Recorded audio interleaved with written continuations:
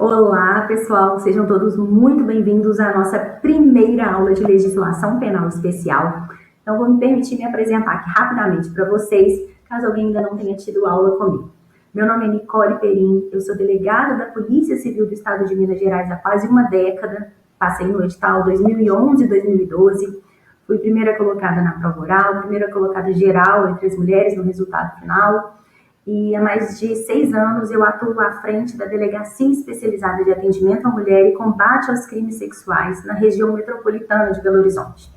Eu sou membro também da Comissão Parlamentar de Combate à Pedofilia.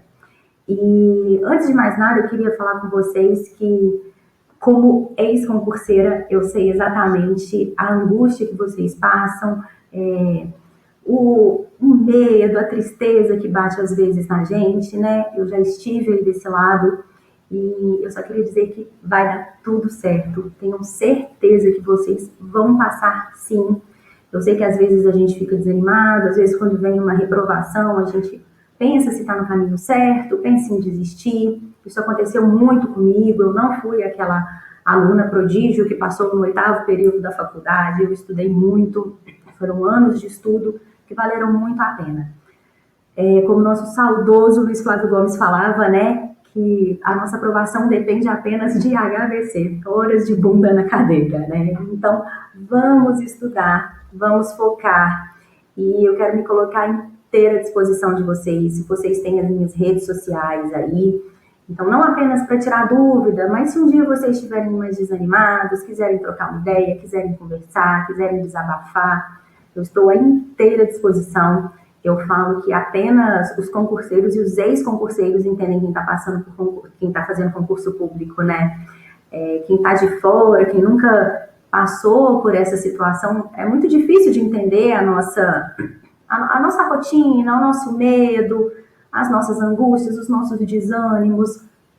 Então, tenham em mim uma parceira mesmo, podem contar comigo, e eu tenho certeza que muito em breve nós vamos ser colegas de trabalho, e aí nós vamos estar trocando experiências de trabalho, né? Podem ter certeza também que vocês vão amar a profissão. Ser delegado de polícia é extremamente apaixonante. Você atuar como primeiro garantidor dos direitos do cidadão é muito bom, é muito gratificante, e é uma profissão extremamente importante, né? Então, sem mais delongas, vamos começar a nossa primeira aula aqui, e hoje o nosso tema é o tema da moda, lei de genocídio. Você liga a televisão, estão falando em genocídio. Você abre as redes sociais, estão falando em genocídio. Então, a tendência de vir cobrando em alguma das fases do concurso é bem grande. É uma lei facílima, muito curtinha, vocês vão ver aí que a lei é muito curtinha, são 7 artigos apenas, e no final eu trago questões para vocês. A gente percebe que basicamente letra fria da lei que o examinador cobra, tem algumas poucas pegadinhas que elas vão ser trazidas aqui na aula, e elas estão no material de apoio de vocês também. Então, lendo a lei, prestando atenção na aula e lendo o material de apoio, é certeza absoluta que vocês vão gabaritar. Eu procuro trazer sempre um slide bem esquematizado. Quando eu estudava, eu gostava muito de um caderno muito bem feito, e sempre me ajudou demais. Então, o material de apoio que eu trago para vocês é como se fosse um cadernão mesmo, como eu teria feito na minha época de estudo, é o que eu quis trazer para vocês. Combinado? Então, vamos começar aí, lei de genocídio, lei 2.889 de 1956. O que quer dizer a palavra genocídio? Genocídio deriva da junção de genus, que significa raça, e sídio, que significa matar. Embora, infelizmente, ao longo de toda a história já existissem práticas genocidas, o genocídio já existisse, apenas com a Segunda Guerra Mundial e com a revelação do Holocausto é que esse termo se tornou conhecido. E a Lei 2.889 é o resultado de diversos acordos internacionais aos quais o Brasil aderiu, sendo o principal deles a Convenção para a Prevenção e Repressão ao Genocídio. Então, a Lei 2.889 é o resultado de acordos internacionais assinados pelo Brasil e o principal acordo é a Convenção para a Prevenção e Repressão ao Genocídio. O nosso item número 2 que eu trouxe aqui é acerca da extraterritorialidade incondicionada da lei penal brasileira, porque o artigo 7º, inciso 1, a linha D do Código Penal, ele traz o princípio da justiça universal. E o que esse princípio quer dizer? Está na tela para vocês, vamos ler juntos. Ficam sujeitos à lei brasileira, embora cometidos no estrangeiro, os crimes de genocídio, quando o agente for brasileiro ou domiciliado no Brasil, hipótese em que o agente será punido pela lei brasileira, mesmo que absolvido ou condenado no estrangeiro. Então, não se esqueçam, o nome desse princípio é o princípio da justiça universal.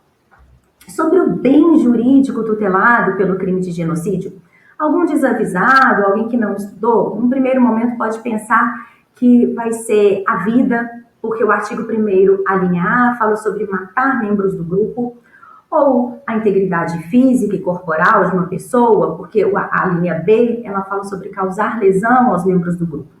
Mas não, nós temos que ficar atentos, porque o bem jurídico tutelado no crime de genocídio é um bem jurídico supra-individual, coletivo ou transindividual, consubstanciado, segundo o plenário do STF, na existência de um grupo nacional, étnico, racial ou religioso, ao qual pertence a pessoa ou as pessoas imediatamente lesionadas.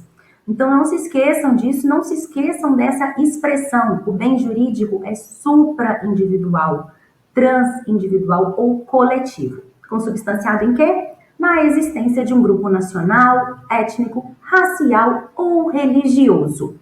E sobre a natureza jurídica do crime de genocídio, nós temos que ficar muito atentos, porque o artigo 1º, parágrafo único, inciso 1 da Lei 8.072, que é a Lei dos Crimes Hediondos, reputa como hediondo os crimes tipificados nos artigos 1º, 2º e 3º da Lei 2.889. Então, não apenas o crime de genocídio propriamente dito, que é aquele previsto no artigo 1º, mas também o crime de associação para o genocídio, que é o do artigo 2º, e incitação para o genocídio, artigo 3º, são considerados crimes hediondos. Aqui eu queria que vocês prestassem muita atenção, eu coloquei de vermelho para vocês aí no nosso slide, atenção para associação para fins de genocídio. Por que atenção?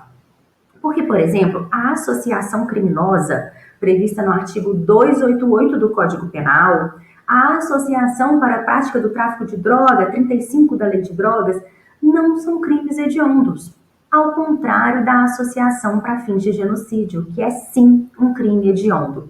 Mas por quê? Porque os outros não estão elencados no rol taxativo da 8.072.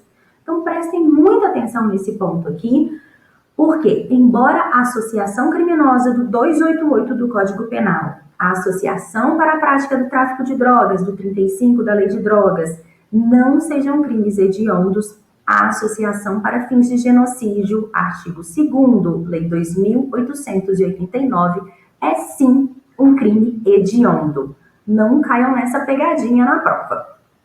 Sujeitos do crime. O crime de genocídio, ele é um crime comum. Aqui é um outro momento em que um desavisado ou alguém que não estudou pode errar na prova. Tem gente que acha que ele necessariamente tem que ser praticado por governante, mas não. O crime de genocídio, ele pode ser praticado por qualquer pessoa. Prova disso é o artigo 4º da Lei de Genocídio, que traz uma causa de aumento de pena caso o crime seja praticado por governante ou funcionário público. Então, é um crime comum, ele pode ser praticado por qualquer pessoa e caso venha a ser praticado por governante ou funcionário público, vai incidir a causa de aumento de pena do artigo 4º. O Renato brasileiro, ele traz inclusive a possibilidade do autogenocídio, que seria o genocídio praticado por um membro daquele próprio grupo. Esse seria o autogenocídio. E o sujeito passivo é a pessoa que sofre qualquer dos atos elencados, enumerados no artigo 1º. Embora o bem jurídico tutelado seja a existência de grupo nacional, étnico, racial ou religioso, O sujeito passivo é a pessoa que sofre aquele ato. Combinado? Aqui eu trouxe uma perguntinha para vocês. E se um desses integrantes for atingido, se apenas um desses integrantes for atingido por meio dos atos executórios de genocídio? Mesmo assim, nós vamos poder falar em genocídio? Bem, se a intenção do autor, se a intenção do agente foi destruir no todo ou em parte grupo nacional, étnico, racial ou religioso, ainda que ele tenha atingido apenas um agente, poderemos sim falar em crime de genocídio. Sobre o tipo objetivo, o crime de genocídio nada mais é do que um crime comum acrescido de um especial fim de agir. E qual que é esse especial fim de agir? Destruir no todo ou em parte grupo nacional, étnico, racial ou religioso.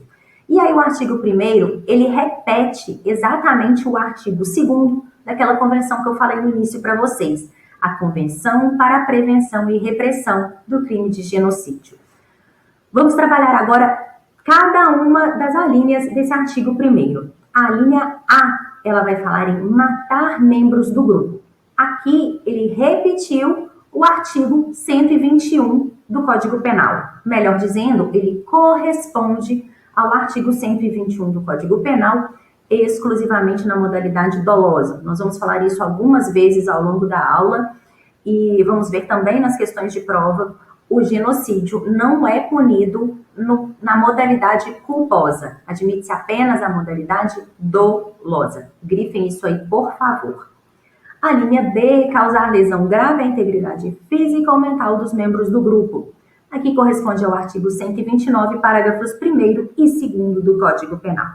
Já a linha C, que diz submeter intencionalmente o grupo a condições de existência capazes de ocasionar-lhe a destruição física total ou parcial.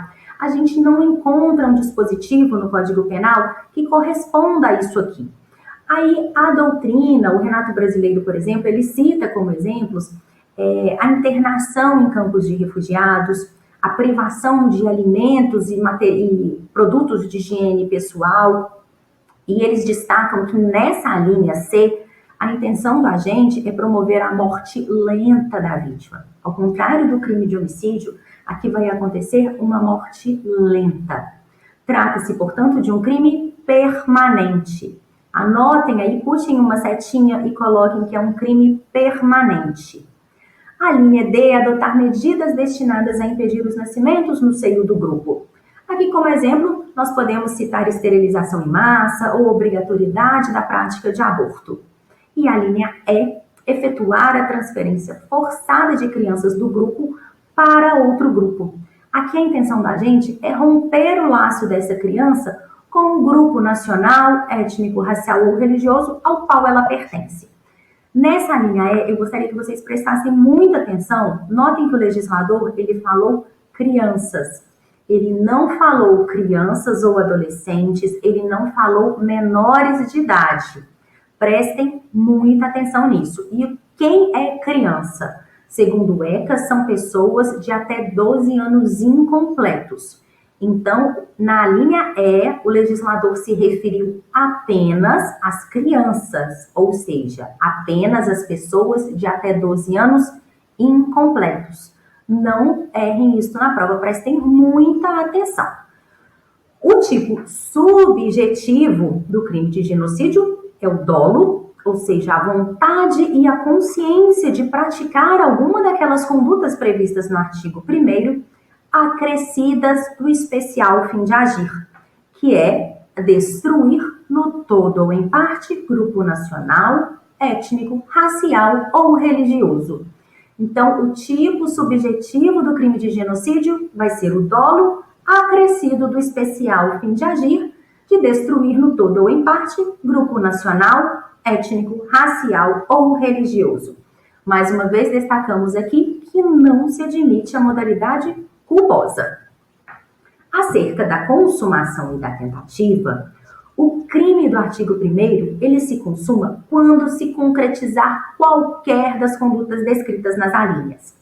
Nós temos que observar que as modalidades de matar alguém, causar lesão corporal e transferência forçada de crianças admitem tentativa.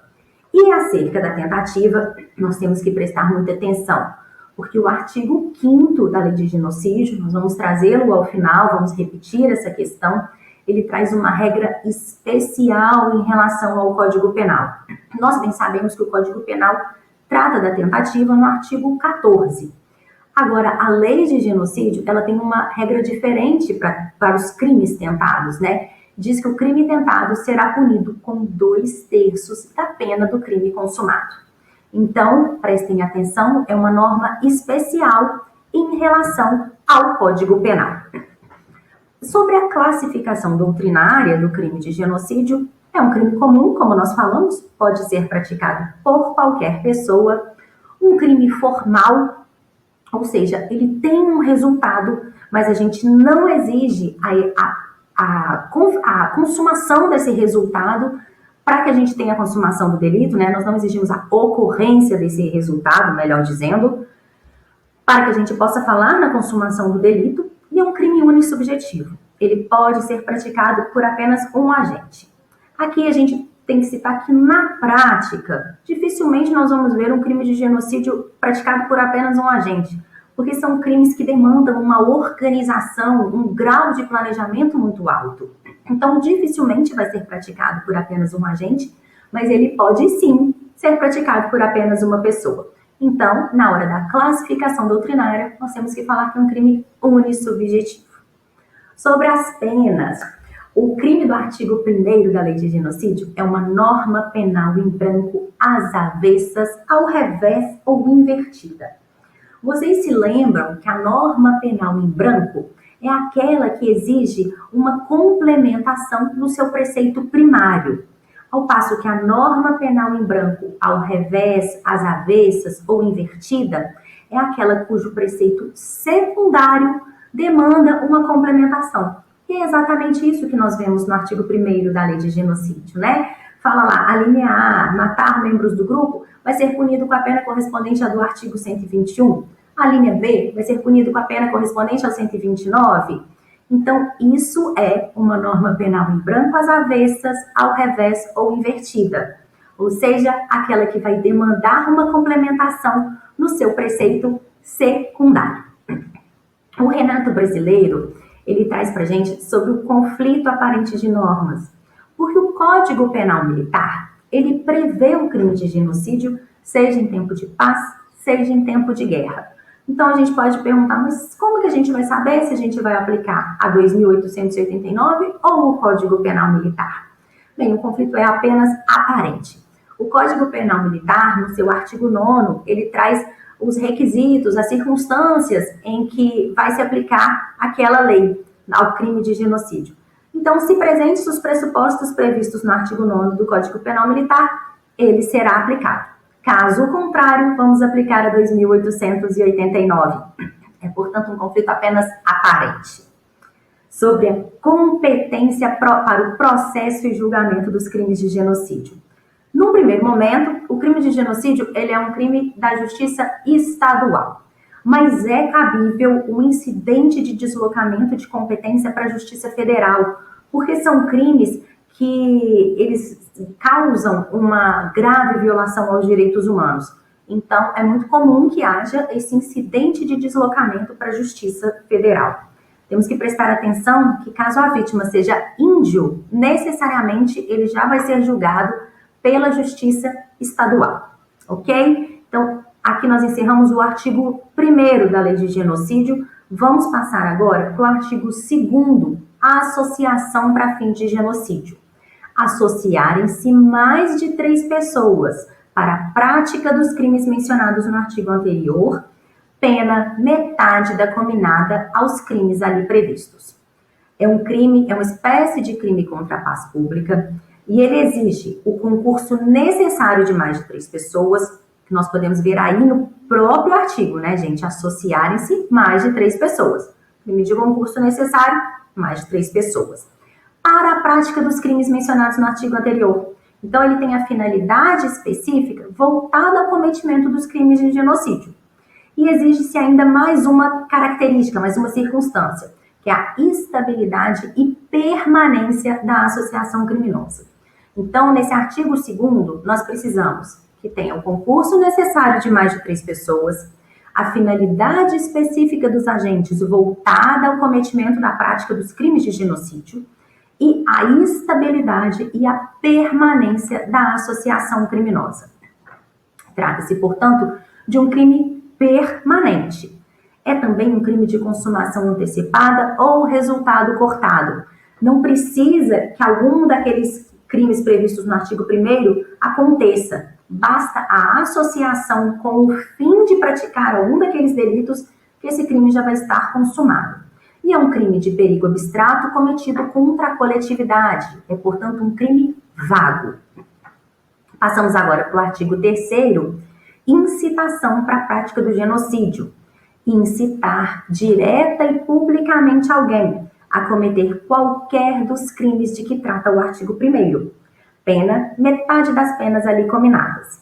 Parágrafo 1º, a pena pelo crime de incitação será a mesma do crime incitado se este se consumar. Então aqui a gente percebe que o agente ele não vai ser um partícipe do crime do artigo 1º. Ele vai responder por este crime aqui. Parágrafo 2º, a pena será aumentada de 1/3 quando a incitação for cometida pela imprensa. Prestem atenção nisso aqui, tá? Vai ter essa causa de aumento de pena de 1/3 se o crime for cometido pela imprensa. É, portanto, um crime comum que pode ser praticado por qualquer pessoa. Sujeito passivo, a pessoa que foi incitada. O tipo subjetivo aqui é apenas o dolo, não exige nenhuma finalidade específica. Mais uma vez, não admitimos modalidade culposa e ele se consuma no momento da incitação. É, portanto, um crime material. Os artigos finais aqui da lei, para a gente encerrar essa lei 2.889, artigo 4º, a pena será agravada de 1/3 nos casos do artigo 1º, 2º e 3º, quando cometido o crime por governante ou funcionário público. Então, aqui nós reforçamos, né, que trata-se de um crime comum, pode ser praticado por qualquer pessoa. Caso seja cometido por governante ou funcionário público, vai incidir a causa de aumento de pena de 1/3. Artigo 5º, nós já citamos, vamos relembrar, será punida com 2/3 das respectivas penas a tentativa dos crimes definidos nessa lei. Portanto, é uma norma especial em relação à norma do artigo 14 do Código Penal Brasileiro. Por fim, o artigo 6º, se ele vier na prova, vai ser apenas a letra fria da lei. Os crimes de que trata essa lei não serão considerados políticos para fins de extradição. Gente, como eu falei com vocês, a lei de genocídio é muito curtinha e muito fácil, né? A gente basicamente comenta os artigos da lei e tem algumas nuances aí, algumas pequenas pegadinhas que a gente tem que prestar atenção. Trouxe agora 2 questões para vocês, para a gente ver se a gente aprendeu direitinho, para a gente intensificar aí, né, o nosso conhecimento. Primeira questão, de acordo com a Convenção para a Prevenção e Repressão do Genocídio, só lembrando aqui, essa convenção é aquela que nós falamos que o artigo 1º da Lei de Genocídio, ela repetiu o artigo 2º da Convenção para a Prevenção e Repressão do Crime de Genocídio. Então, bastava o candidato ter lido o artigo 1º da Lei de Genocídio para que ele acertasse essa questão. Vamos lá. Assinale a alternativa incorreta. O ato de causar lesão grave à integridade física ou mental de membros de grupo nacional, étnico, racial ou religioso constitui genocídio, que somente deve ser apenado caso praticado por integrantes do governo. Aqui a gente já começa encontrando a nossa alternativa, né? A alternativa incorreta, porque nós falamos que é um crime que pode ser praticado por qualquer pessoa, caso praticado por governante ou funcionário público, vai incidir a causa de aumento de pena. Então, já marquem essa questão aí, a incorreta. Vamos ver as outras. Letra B. Entende-se por genocídio, dentre outros atos, efetuar a transferência de crianças de um grupo nacional, étnico, racial ou religioso para outro grupo, com a intenção de destruir o grupo no todo ou em parte. Correta. Letra C. Adotar medidas destinadas a impedir os nascimentos no seio do grupo nacional, étnico, racial ou religioso constitui genocídio. Correto também. As pessoas que tiverem cometido genocídio serão punidas, sejam governistas, funcionários ou particulares. Isso mesmo, é um crime comum, né? Pode ser praticado por qualquer pessoa. Então, nós vamos marcar aí a letra A, que é a alternativa incorreta. Vejam que é questão extremamente fácil, né? Bastava ter assistido a nossa aula para poder acertar essa questão. Próxima questão. Após o Holocausto, ocorrido no seio germânico da Segunda Grande Guerra, o crime de genocídio passou a ser abominado em várias nações no mundo. No Brasil, considera-se crime de genocídio para efeitos penais, entre outras ações ou omissões. Então, aqui para a gente marcar a correta, submeter por negligência, imprudência ou imperícia. Já paramos por aqui, né? Essa aqui está errada. Letra B. Adotar medidas destinadas a impedir os nascimentos no seio do grupo nacional, étnico, racial ou religioso como tal. Correta. Letra B está correta. Letra C. Matar membros de grupo em razão de orientação sexual. Em momento algum, a lei de genocídio fala sobre orientação sexual. Letra D. Associarem-se 3 ou mais indivíduos com o intuito de causar lesão grave à integridade física ou mental de membros de grupo motivados por discórdias desportivas. Aqui o examinador foi criativo, né, gente? Não tem nada a ver. E letra E, praticar, induzir ou incitar a discriminação ou preconceito de raça, cor ou etnia, religião ou procedência nacional. Errada também, alternativa correta, letra B. Então, pessoal, aqui nós encerramos a nossa lei de genocídio. Tenham certeza que se vocês prestaram atenção na aula, se vocês lerem o material de apoio, vocês vão gabaritar eventual questão que venha na prova. Bons estudos para vocês, espero que vocês tenham gostado e até a nossa próxima aula. Tchau, tchau!